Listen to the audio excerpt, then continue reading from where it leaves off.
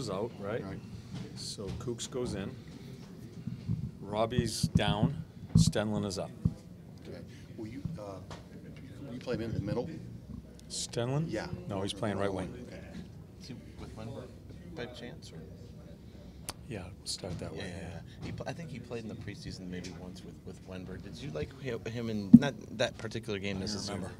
It was the Hockeyville game, but I don't even remember. I I remember last game. Yeah. He asked me about Hockeyville. Stenley, yeah, I know. Stenlin in the preseason, though. Do you remember, him? Did he catch your eye at all? Yeah. It's a big body. He's got a big league shot.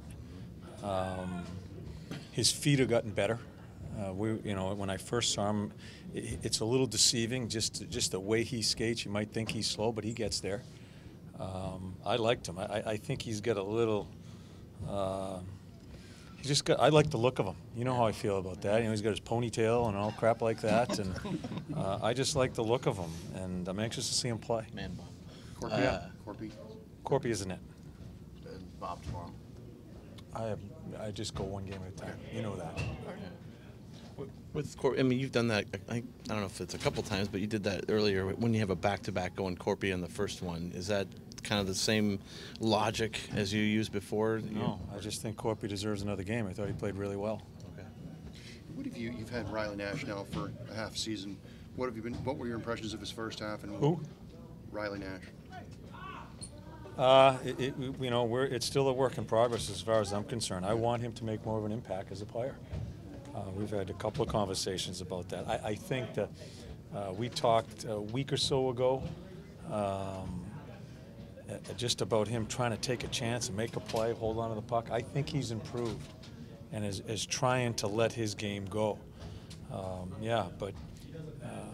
And I'm not trying to criticize him. He is very well aware that he's upset with himself that he hasn't had much of an impact. But we still have half a season, so we'll see where it goes. John, not to slam the ice conditions or anything, but they did have a basketball game here. I'm not sure if you knew that, but they have a double overtime game. It could be choppy ice type of thing. Does that change your guys' game at all? Nothing, not at all. No, you're no. No. Okay. John, you guys had an energy and a jump in that game against Nashville the other night. Could you put your finger on where the catalyst for that came from, whether it was Nick's return or the situation? Well, I thought Nick. I just told the team. I thought Nick played one of his best games of the year prior to leaving, with his family matter, and the game he played the other night against Nashville kind of rivals that game. I thought he was outstanding. That line certainly sparked us. We had 21 blocked shots. I thought we defended hard. I thought we played on our toes. And, Luke's line didn't find the score sheet and had some struggles during the game, but still was involved in the offense. They ended up scoring a couple power play goals. So I thought everybody contributed in the game. I really liked our forechecking, and it certainly started and ended with number 38's line. You coach Rick Nash's first year in New York. I think he's supposed to drop the puck tomorrow night. Just thoughts on his career? Yeah, he is. I love coaching him. There's no maintenance to him. Very quiet man. I love the way he played.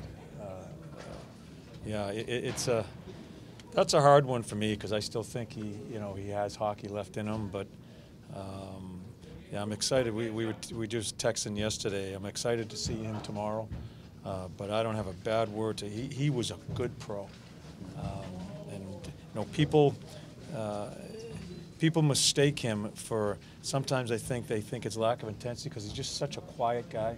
He's a hard player, and I love being around him and I love coaching. You get the sense, and I know you probably can't talk to this, but I think he wanted to end his career in Columbus if he could have come back. Yeah.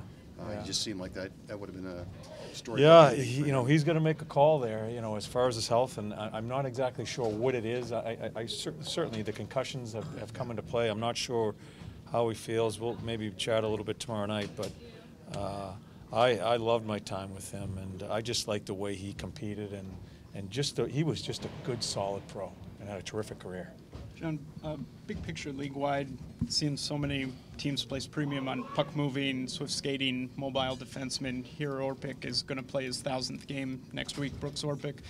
You feel the stay-at-home defenseman is almost a lost art? Is there still a place for that down the line in this league? I do. You know, he's a little bit of a dinosaur because he hits, and there's not a lot of hitting in this game. I love the way he plays. I've had chances to coach him in the international tournaments. I had a chance to see him the last time we were in here, down the hallway when with his injury, he wasn't playing. I like the way he plays. A lot of people think he might hit late. I think he plays the game hard. I think he plays the game the right way. And the time I've been around him and coached him in the tournaments for USA Hockey, I love coaching him. Sort of a rare breed even now. Do you think there is a future for defensemen like that, of that mold? I do. I think a big part of the game still is how you handle yourself underneath the hash mark.